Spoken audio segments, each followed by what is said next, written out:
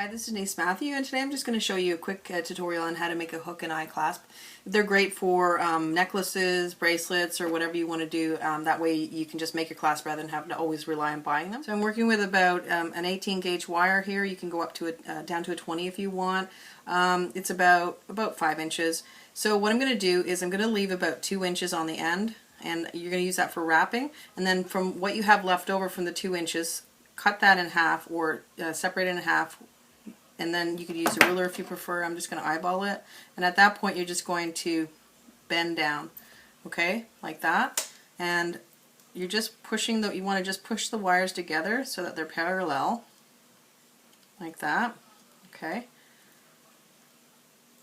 And if you need to hammer it, you can, but generally with an 18 gauge wire, it's fairly stiff already, so it should be okay. So this is what I would have so far. Now I'm going to take my round nose pliers and I'm just going to do a 90-degree angle right at the top of that shorter wire. Okay, wrap the wire right around my pliers to make a circle.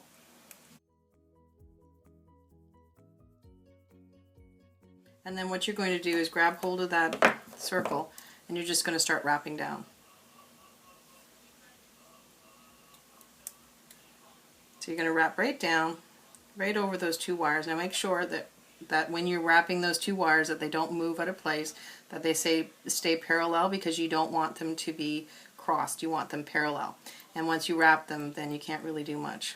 So just keep them parallel.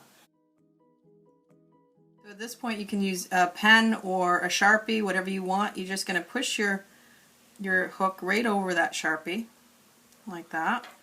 Pull it off, and that's what you would have so far. And just to finish it, all you do is just do a little end, and then you would have your hook part. Okay. Now if you want to adjust it to bring this in a little bit more, you can do that. Just kind of give it a little more of an angle, and then or bring the hook in. You can do whatever you prefer.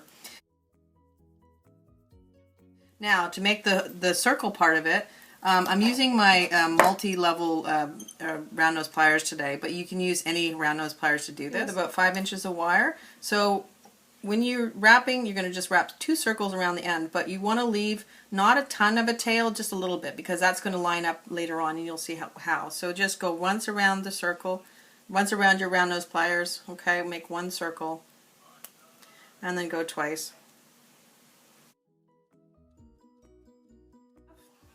Like that, so 2 circles, and they're parallel, okay. And then what you're going to do is just pull these 2 wires out like that, okay.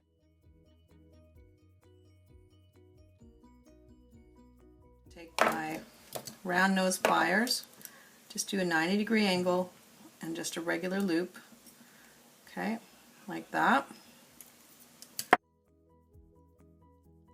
Okay, so this is what I would have so far. And then just grab hold with the chain nose pliers and then just start to wrap around those 2 wires to bring them together, okay. And then you're just going to wrap right down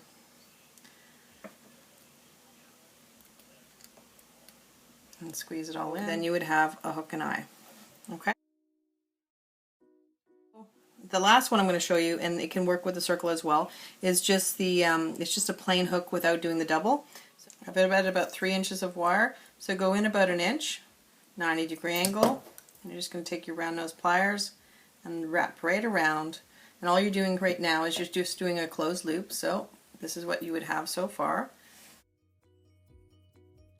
And then just grab hold of that and go right around, okay.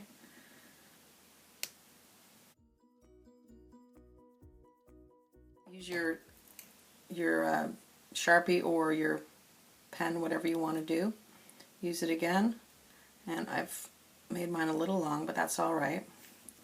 So at this point you're just going to measure it there, and then you would have your hook. And if you want, you can hammer this out and make it a little bit more flattened.